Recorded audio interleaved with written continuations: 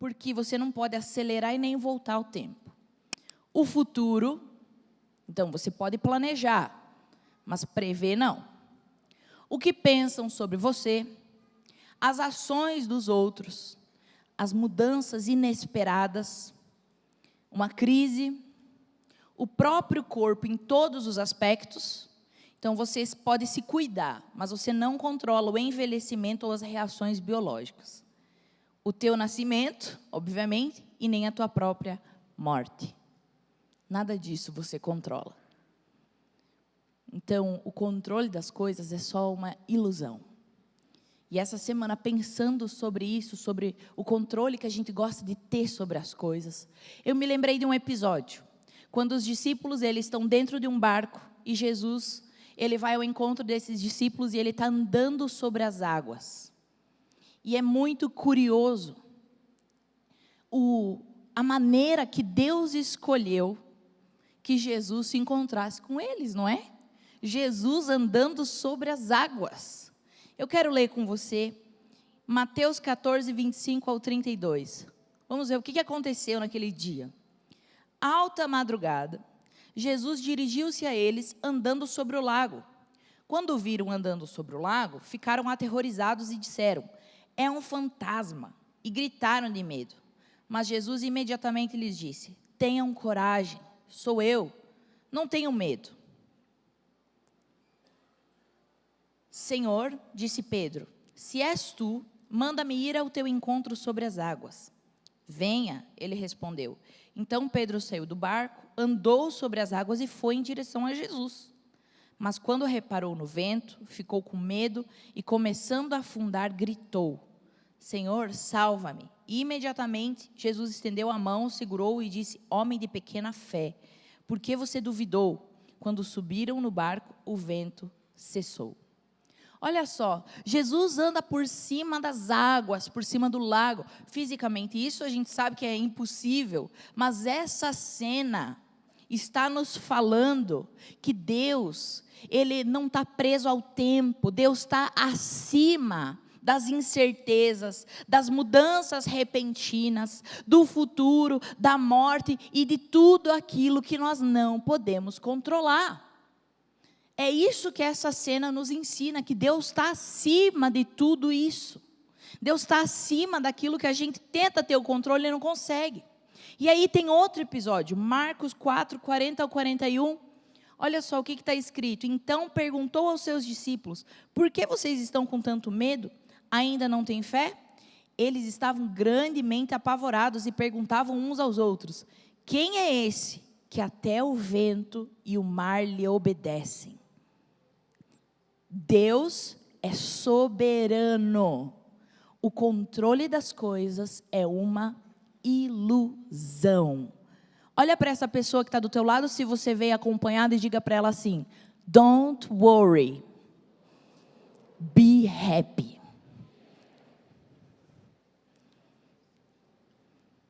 Vamos traduzir? Diga: não se preocupe, seja feliz.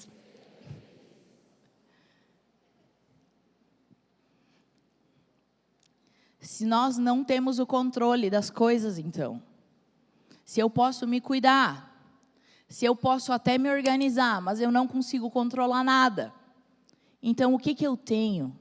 Diga comigo: o poder da escolha. A palavra conta a história de um homem, e eu quero aqui contar essa história para vocês. Daniel. Daniel era um jovem, e nesse período de tempo, o povo de Israel foi tirado de Israel e eles foram para um exílio na Babilônia. Isso aconteceu 600 anos antes de Cristo. Eles foram deportados. E Daniel, ele foi nessa primeira deportação dos primeiros judeus que foram para a Babilônia. E ali eles tiveram um choque cultural muito grande, porque Israel tinha uma cultura, uma cosmovisão. A Babilônia tinha outra. Eu anotei algumas das principais diferenças aqui de cosmovisão para a gente poder entender de diferença de cultura e tudo mais.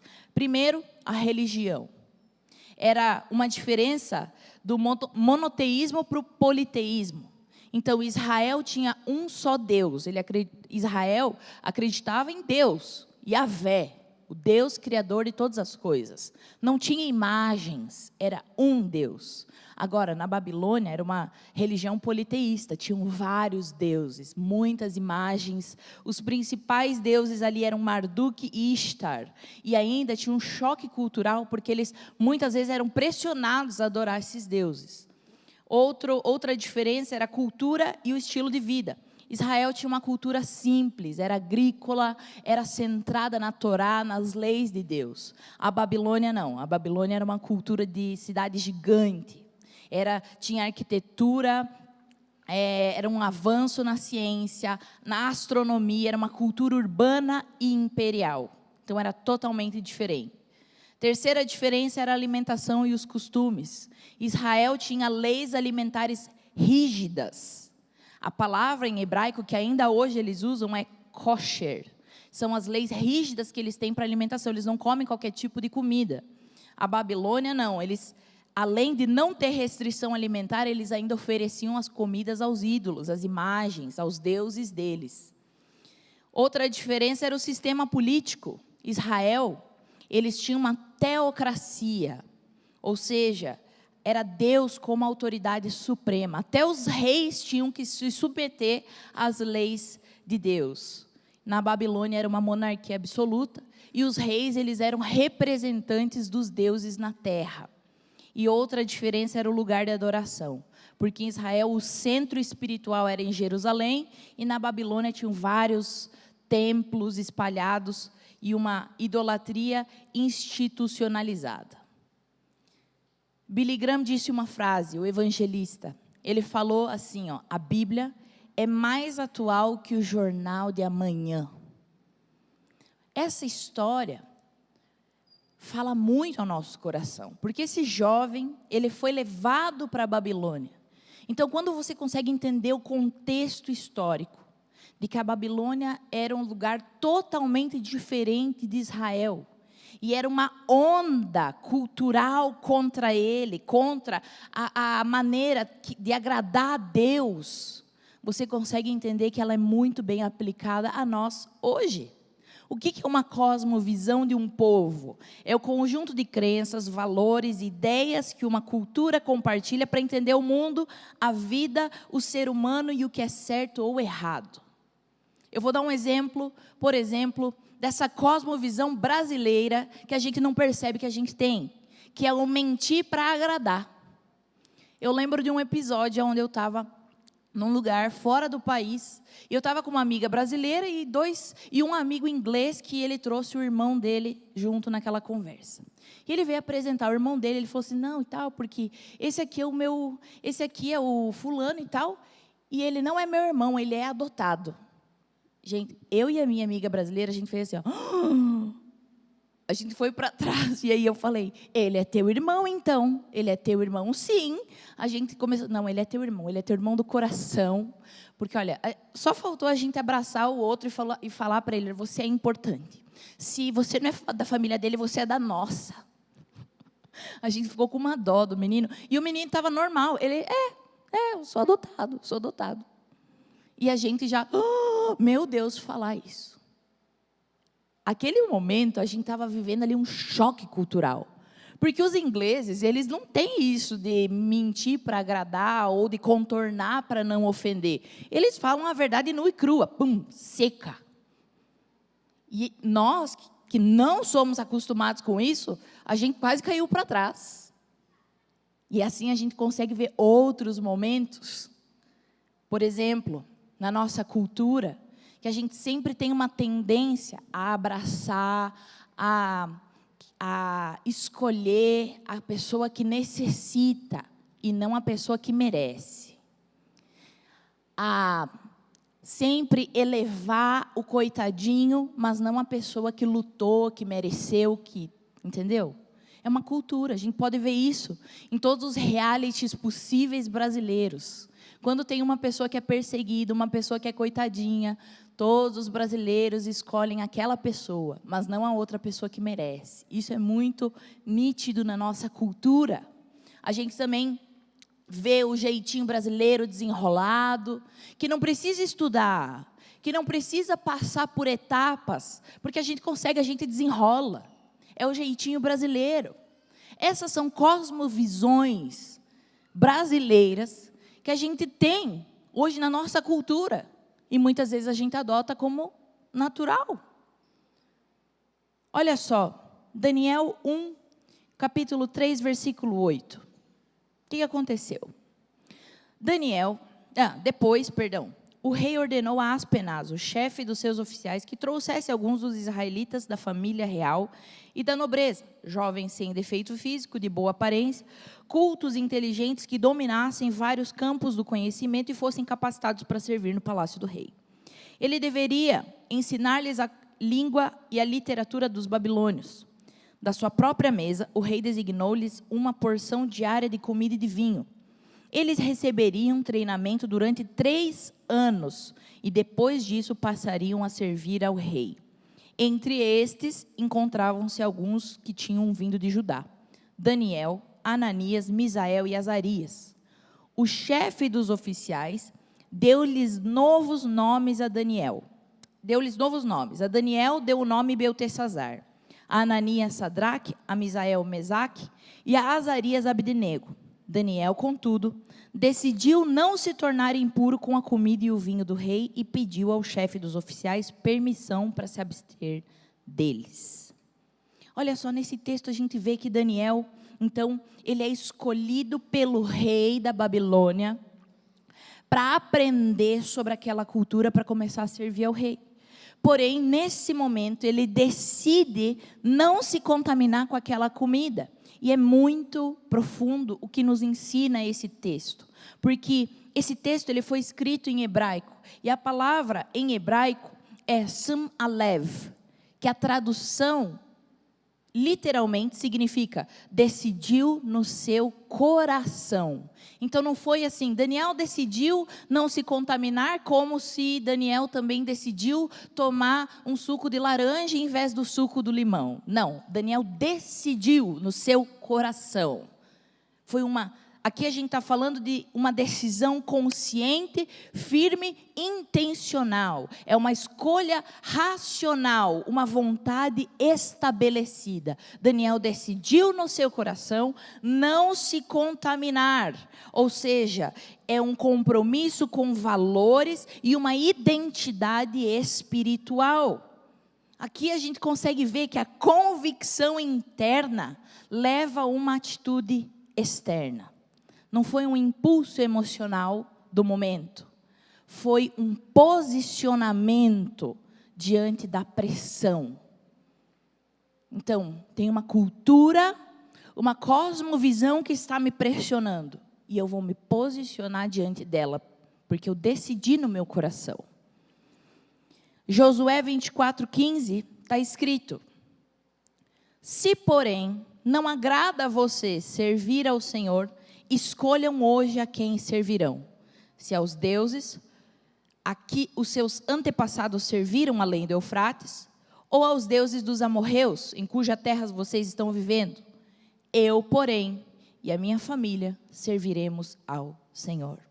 Josué também, ele faz esse apelo ao povo: olha, decidam, escolham quem vocês vão servir. Escolham no coração de vocês quem vocês vão servir. Existe muito poder em uma decisão.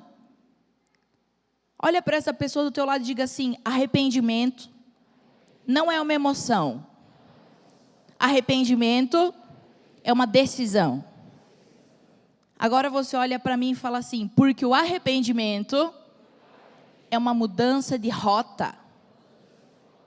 A gente costuma falar sobre os frutos de arrependimento. Muitas pessoas, elas podem chorar, elas podem falar, elas podem se colocar de joelho e fazer um discurso bonito. Mas como que a gente sabe quando uma pessoa realmente se arrepende? Quando ela dá frutos de arrependimento. Porque o arrependimento é uma decisão, não é um sentimento. Romanos 12:1 está escrito: Portanto, irmãos, eu peço pelas misericórdias de Deus, que ofereçam o corpo de vocês como sacrifício vivo, santo e agradável a Deus. Esse é o culto racional de vocês. Culto racional é algo que você decide, é uma vontade estabelecida, uma decisão racional. Decidir no coração é diferente de desejar. Por exemplo, existem pessoas que desejam ser bem-sucedidas. Eu acredito que a maioria de nós aqui desejam ser bem-sucedidas. Mas é diferente você desejar ser bem-sucedido e você decidir ser bem-sucedido. A pessoa que deseja ser bem-sucedida, ela pode até se visualizar sendo bem-sucedida na vida dela, na área dela, na saúde, em algumas áreas da vida. Só que, na verdade, na prática, essa pessoa, ela ama mais dormir até as 10, ama mais procrastinar aquilo que tem que fazer, ama mais a vida indisciplinada. Mas a pessoa que decide ser bem-sucedida, essa pessoa, ela começa a viver uma vida de disciplina, começa a viver uma vida que paga o preço para ser bem-sucedido. Ela muda a maneira de pensar, ela começa a pensar como uma pessoa bem-sucedida, ela anda com pessoas bem-sucedidas, ela deixa de fazer certas coisas. Vocês estão entendendo? Da mesma forma é a pessoa que deseja agradar a Deus. Muitas pessoas desejam agradar a Deus. Acredito que muitos aqui desejam agradar a Deus. Nossa, eu quero agradar a Deus. É diferente de decidir agradar a Deus. Porque quando nós decidimos agradar a Deus, essa decisão te impulsiona, te impele, te obriga a tomar atitudes, mesmo que isso te custe. Exemplo, nós vemos Daniel, que decidiu no seu coração não se contaminar. Mais tarde, Daniel, ele está vivendo a sua vida, ele recebe a notícia de que existe um decreto, de que todas as pessoas deveriam orar somente ao rei, não mais a Deus. Quem fosse pego orando a Deus, iria ser morto. Daniel, o que ele faz? Ele já tinha decidido no seu coração agradar a Deus. Mesmo que isso custasse a vida dele, ele sai dali, ele vai para sua casa, na sacada, onde toda a cidade podia olhar, e ele orou 3 vezes como de costume. Ele foi para a cova dos leões, como uma sentença, Deus calou a boca daqueles leões. Os seus amigos, Sadraque, Mesaque e Abdenego, eles vivem também um episódio, onde eles também ficam sabendo de um decreto. Mais uma vez, a cosmovisão daquele lugar, da Babilônia, pressionando eles a ceder, pressionando eles a negociar. E aí eles recebem a notícia daquele decreto: olha, todo mundo vai ter que se ajoelhar para essa estátua, ou vai morrer. E aqueles 3 amigos se juntam e eles falam: nós não vamos nos ajoelhar para essa estátua, a gente vai adorar somente a Deus. E se nós tiver que ser condenados por isso, beleza. A condenação era uma fornalha de fogo ardente. E eles dizem assim: se nós tiver que ir para a fornalha, a gente vai. Não tem problema, se Deus quiser nos salvar, Ele salva. Se Ele não nos quiser, tudo bem, mas a gente não vai se ajoelhar. E sabe o que acontece?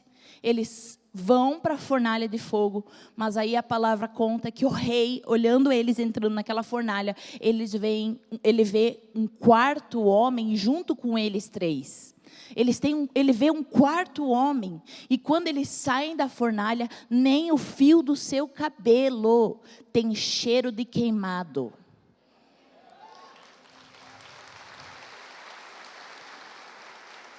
A decisão que Daniel fez, aquele que tem o controle de todas as coisas, fechar a boca dos leões. A decisão de Sadraque, Mesaque e Abdenego fez com que aquele que tem o controle de todas as coisas fosse junto com eles para a fornalha e trouxessem eles são e salvos daquela fornalha. Eu te digo uma coisa, não baseie as grandes escolhas da tua vida em sentimentos. Consagre sim em oração, mas escolha racionalmente, porque o propósito nunca foi para ser confortável, nunca foi. Um dia, Deus também decidiu. Na obediência, Cristo é quem define quem você é. Olha só, João 10, 14 ao 18. Está escrito: eu sou o bom pastor. Eu conheço as minhas ovelhas e elas me conhecem. Assim como o Pai me conhece e eu o conheço. E dou a minha vida pelas ovelhas. Tenho outras ovelhas que não são desse aprisco. É necessário que eu as conduza também. Elas ouvirão a minha voz. E haverá um só rebanho e um só pastor. Por isso, o Pai me ama, porque eu dou a minha vida para retomá-la. Olha o que está escrito. Ninguém a tira de mim, mas eu a dou por espontânea vontade. Tenho autoridade para dá-la e para retomá-la. Essa ordem eu recebi do meu Pai. Um dia Deus também decidiu. Um dia Deus decidiu.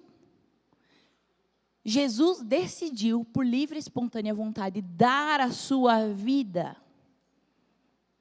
E é na obediência que Cristo define quem você é.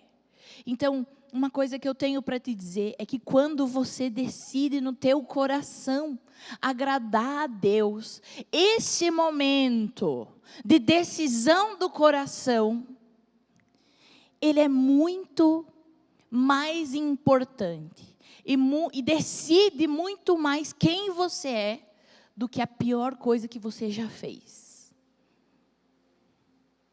Eu creio que hoje é um dia de decisão, de quebrar ciclos. Hoje é um dia que você pode decidir no teu coração. Decidir no teu coração. O ciclo do erro acabou.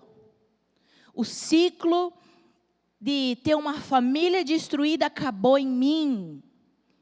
Eu não sei como que é a tua família, como foi o relacionamento com os teus pais, com a tua mãe. Talvez você não teve um bom pai. Hoje você pode decidir o ciclo de não ter um bom pai acaba em mim, porque eu vou ser um bom pai. Eu vou ser uma pessoa diferente. Eu vou me levantar hoje. Eu decido agradar a Deus. Essa decisão do coração é que muda o rumo das nossas vidas. Porque ela te obriga a tomar atitudes diferentes. Antes de eu fazer a oração, eu quero que a gente assista um vídeo. Agora, rapidinho.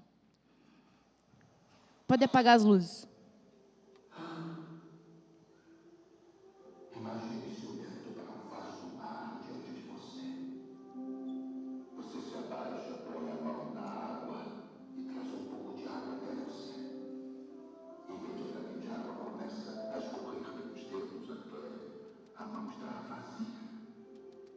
Essa água é a vida do homem. Toda a sede da morte está sempre escorrendo por nossas mãos até se ir. Junto com tudo a que você tem apreço neste mundo. Porém, o reino de que falo, para o qual eu vivo, é como um resto da água do mar. O homem vive por aquele punhado de água que escorre pelos dedos.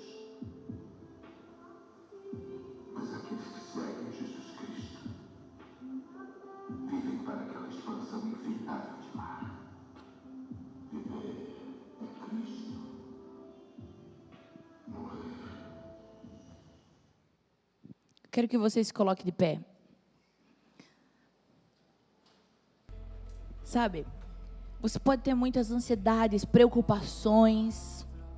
E como hoje a gente começou essa mensagem, controle é uma ilusão. A gente não controla nada. Nós não temos o controle nas nossas mãos. É em vão se preocupar. É compreensível, é humano, mas é em vão, porque a gente não tem controle. Mas o que nós temos? o poder da decisão, a decisão do coração, a decisão de entregar a nossa vida para aquele que tem o controle e o domínio de todas as coisas, para aquele que os discípulos falaram: quem é esse que até o mar e o vento lhe obedecem? Nós temos esse poder, é o poder da escolha, de entregar a nossa mente, de entregar nosso coração, de poder descansar naquele que cuida de todas as coisas. Nós temos esse poder de mudar a nossa vida por causa de uma decisão no nosso coração de agradar a Deus e de fazer as coisas diferentes. E hoje eu quero orar por você. Eu quero orar por você que essa palavra está falando muito contigo. E você quer tomar uma decisão de mudar, de fazer as coisas diferentes. E o Espírito Santo já está falando contigo e você já sabe aonde, o que você tem que fazer. E você quer receber essa oração, vem aqui na frente que eu vou orar por você agora. Você que quer decidir mudar o ciclo, você quer para que os ciclos, as repetições de maldição acabem em você, porque você vai fazer diferente. Vem aqui, eu vou orar por você.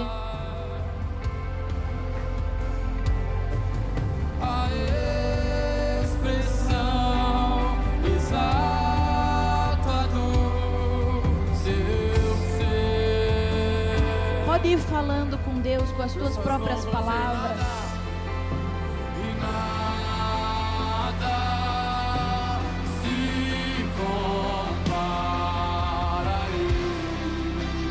Eu quero também orar por você que sofre de ansiedade.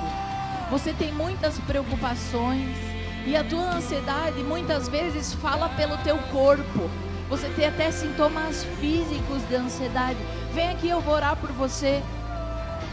Hoje o Espírito Santo vai tocar em você. É Ele quem toca, é Ele quem cura.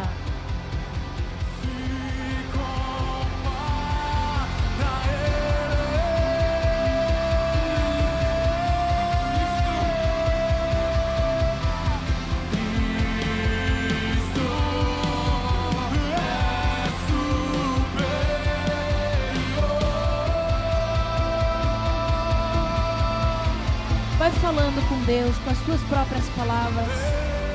Esplendor da glória de Deus Pai. A equipe pode ir orando também. A equipe pode ir orando.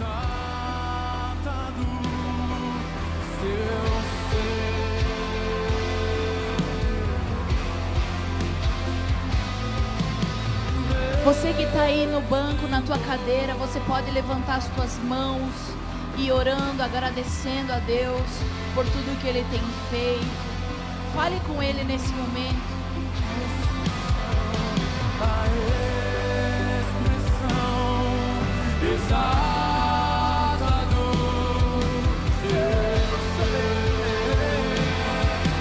Espírito Santo, Pai, eu oro a Ti agora.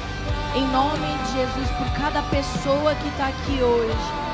Espírito Santo, vem com o Teu toque sobre elas agora.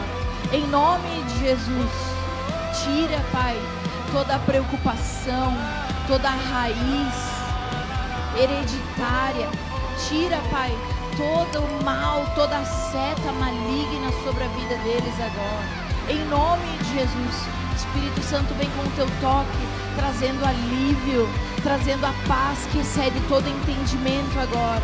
Em nome de Jesus, Pai, eu oro por eles, por aqueles que decidem no seu coração hoje mudar a sua vida. Eu oro por esses que decidem no seu coração viver de uma maneira diferente.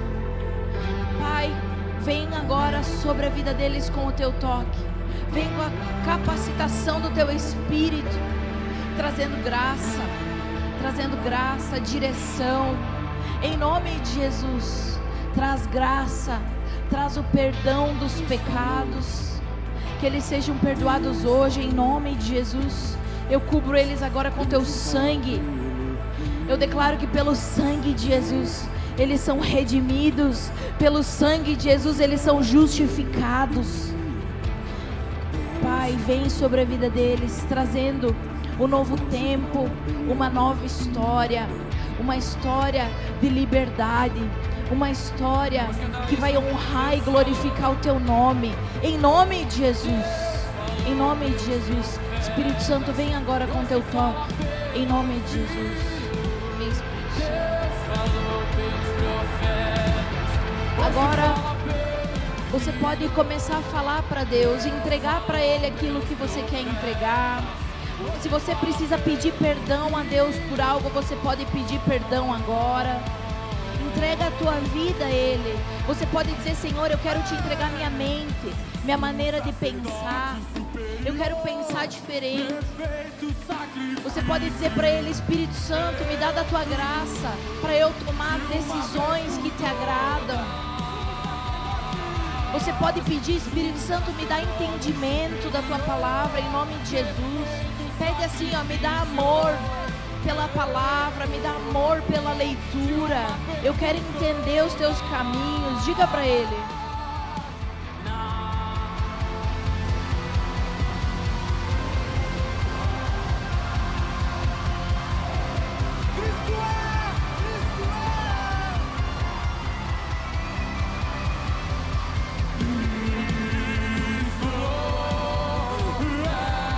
Levanta as tuas mãos bem alto e diga: Pai, a Ti eu entrego minha vida, minha mente, meu coração.